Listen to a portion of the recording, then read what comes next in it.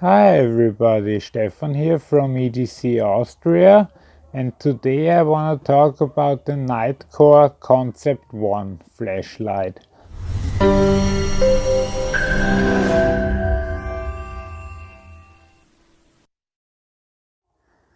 As it immediately comes apparent, they are going new ways with this flashlight just by looking at the package, because this was the way they packed their lights until a very short time ago.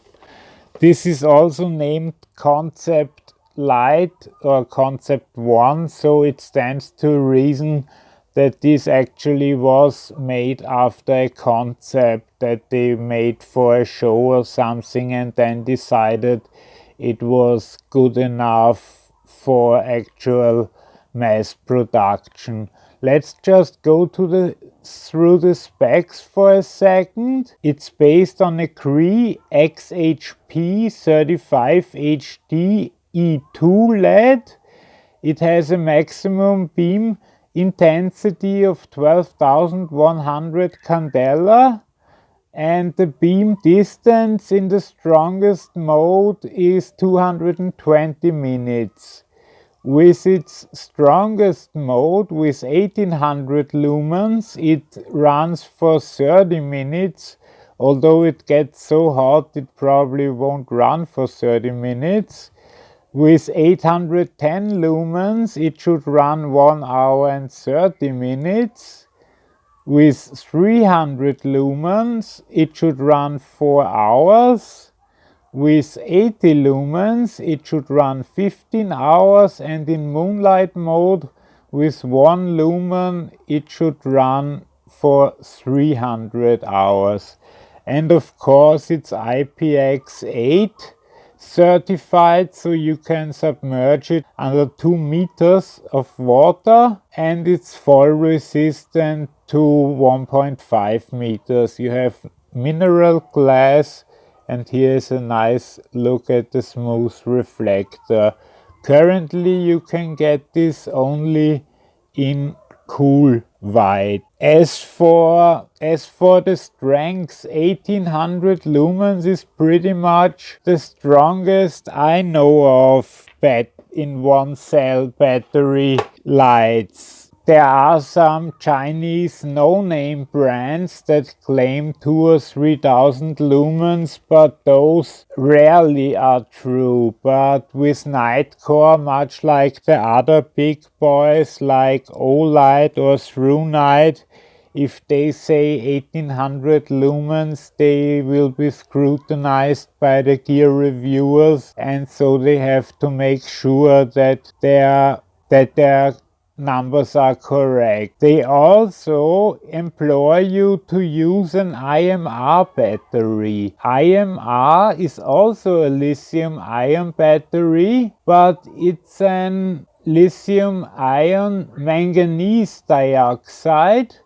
as opposed to a lithium-ion cobalt dioxide, which would be the ICR, which we commonly know as an 18650 battery. They both can be high drain and without protection, but IMRs are usually a bit stronger. And they say you can only reach the 1800 lumen with their own IMR battery, but I just bought a pretty cheap one for €7. 1, 2, 3, 4. Okay, so it's exactly at 4 volts. If it was 3.9, it would have blinked 3 and then 9 times. Now we come to the controls, to the UI, which is very different to what you might be used to. If you want to change the modes, you have to press and click. Then you go through all the modes, and if you find one you like, you just stop there. Then you can turn it off. If you turn it on again, you are in that mode, and if you press down, you get into momentary turbo. And if you leave it be, you are back in the stored mode. And if you press it, you are in momentary turbo. You can also select turbo as your general mode, but I wouldn't advise it because the light gets so hot that it's impossible to hold for longer than a few minutes. So I usually go with the 300 lumens and then the burst for 1800, as you'll see in the video later on.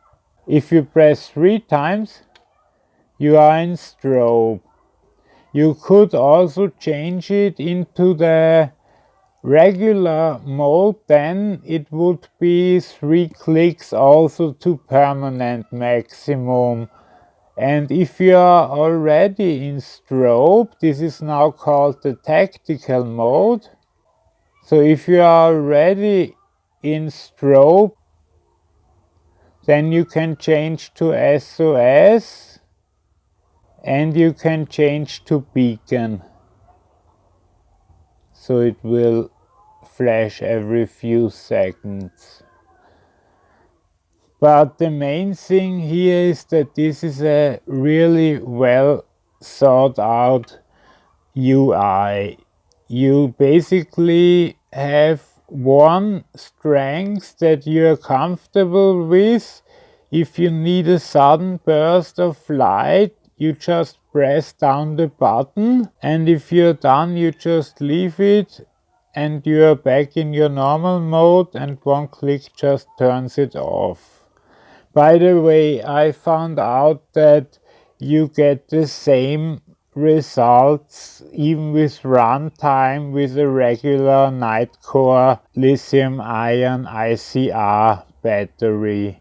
So there's really no need for a complicated IMR battery, because these are usually more expensive and a bit more unstable. If you wanna avoid that, just get a high quality, but really a high quality ICR, so a regular 18650. Let's check what comes in the package. First, we have here the instruction manual, which nicely comes in English, French, German, all the important languages. Here you have your worldwide warranty card, just need to fill that out. Here you have a small catalog of Nitecore products. Here you have a lanyard, although I'm not sure quite where to attach that because I didn't find an attachment point. And of course some O-rings. And finally a really well-made and strong holster that you can clip to your pocket or to your belt. The light itself is very nicely machined. Maybe the lanyard goes here or here. These are the only ideas I have. Maybe here? That could be. By the way, this clip is a source of a bit of a problem, because with the clip being here, if you attach it to your pants, it will stick out this much. And that's probably not something you want. So either you put it in your pocket without the pocket clip, or you just live with it, or use the holster.